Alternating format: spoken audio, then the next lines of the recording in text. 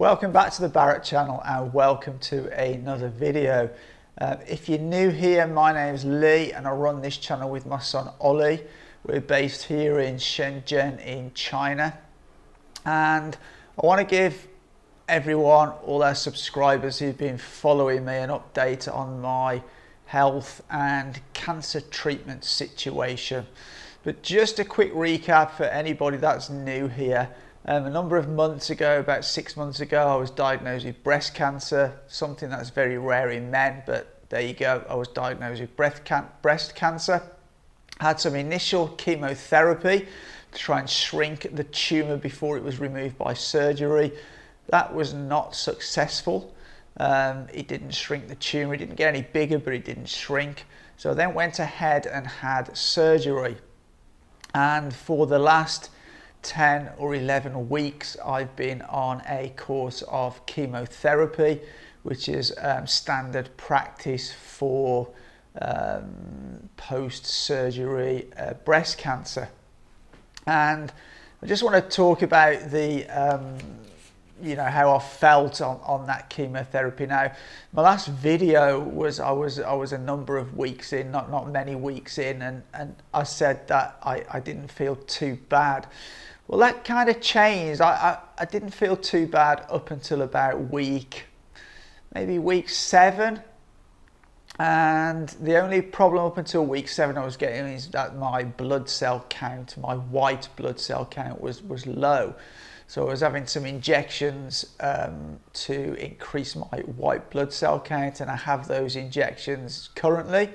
And I generally take them 2 to 3 days before I'm going to have my chemotherapy, because if I don't take them, I then go to the hospital, they check my blood, and if my white blood cells are too low, I can't have my chemotherapy. So I have these injections for my white blood cell count. Now, getting on to the effects of the chemotherapy. So on about week 7, I started to have a problem with a lot of acid in my stomach and here. And this is something I've never suffered with before.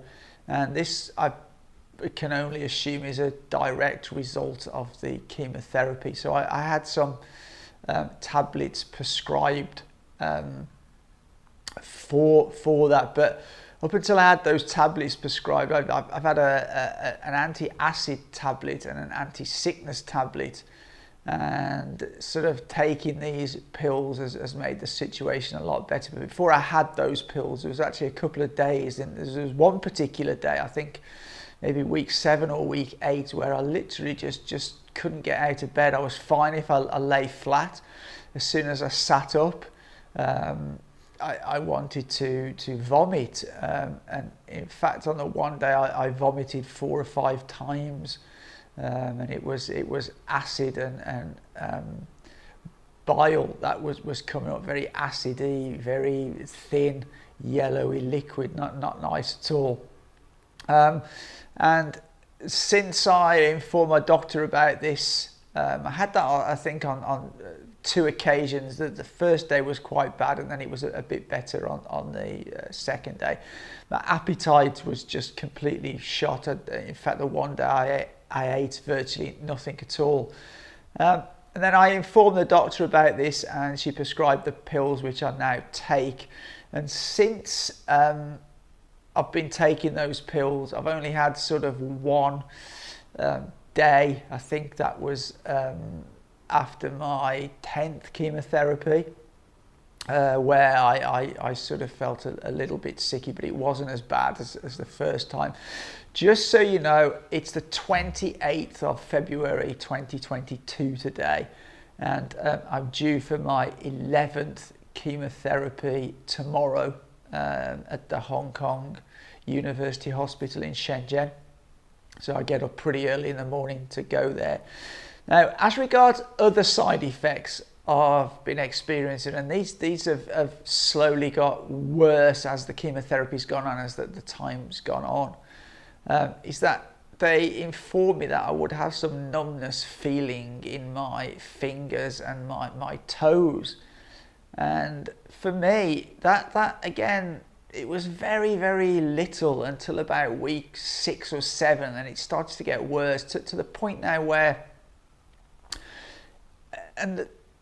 my toes, it's not just my toes, it's kind of about a third of the end of my foot is like a numb feeling. Now, the best way I can describe this, imagine if you went out into the snow and you got freezing cold feet, really, really cold feet, and they're like blocks of ice.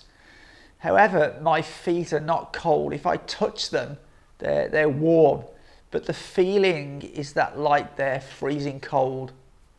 And the other problem is that my nails, instead of growing sort of straight with a slight curve, they've really started to curve around like this and started growing into the sides of my toes, and that's become quite painful. That's mainly happened on my my big toe, and that's become really, really quite painful.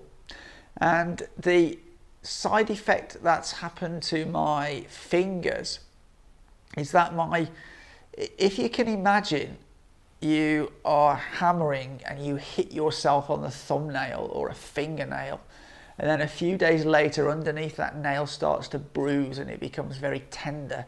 That's how the ends of my fingers feel. And again, that is worse on my thumbs, less so on my fingers. But I'm kind of in a situation where I'm now looking forward to the end of my chemotherapy. I have the whole course is for 12 weeks, and tomorrow I'll be on week 11, and then after that I just finally have one more. So I'm feeling quite relieved about that, and I've been told by the doctor that this issue in my fingers and my toes will take some time to go away. And I'm also looking, my hair's kind of a bit of a mess at the moment. It kind of started to grow back, and then it stopped growing back for this second lot of chemotherapy. And so if I kind of look like the mad professor out of Back to the Future, a bit of an Einstein look now, because it's really sort of grey and wispy and that. So it's really not a good look at the moment. And then once I finished my chemotherapy, because my tumour was larger than, I think it was 6 centimetres in diameter, I've been advised by the doctors that it's good practice to take a course of radiotherapy. And so that was discussed with the oncologist doctor last week, and it's not been finalised yet, but I will either have 5 weeks or 6 weeks of radiotherapy, and that is for 5 days a week. So I will attend the hospital from Monday to Friday. Now, because we live quite far away from the hospital, it takes me sometimes up to an hour and a half to get there in a taxi. It may be that I will try and find a small hotel near the hospital, and I will stay there maybe Monday night to Thursday night and come back at weekends. I've not decided yet. I might, for the first week or two, travel backwards and forwards there every day. And something else that surprised me when we were discussing the chemotherapy is actually the cost of the chemotherapy. And in fact, the cost of the chemotherapy will be the most expensive part of the whole of the treatment, even more expensive than the 2+ week stay in hospital with a surgery, which somewhat surprised me. I was very, very surprised at that. I have no idea why radiotherapy is so expensive.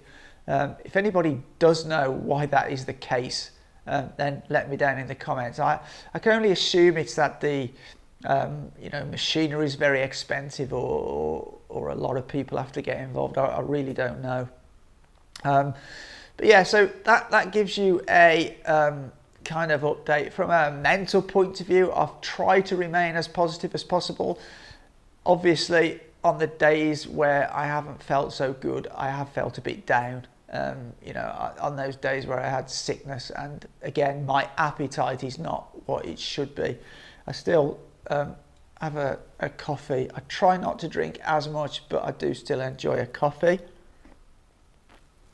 Now I know some of you will say you shouldn't be drinking coffee, but it's the drink I like, and I'm going to continue drinking my coffee. But anyway, I so much appreciate all you guys. I know we haven't been getting as much content up as we'd like to be, and that's because of two things. One, my cancer, but also being from Shenzhen, there's been a number of coronavirus cases in Shenzhen recently, so there's a lot of restrictions and it becomes difficult to travel outside of Shenzhen. It becomes quite what's the word, challenging to travel to some parts of China. And interestingly, Ollie has a video that he's recorded about that for quite a lot of issues he got when he was traveling to a certain province in China. Now, whether that video will already be up before this one, or whether this one will be up first, I'm not so sure yet. But if it's not already up, look out for it.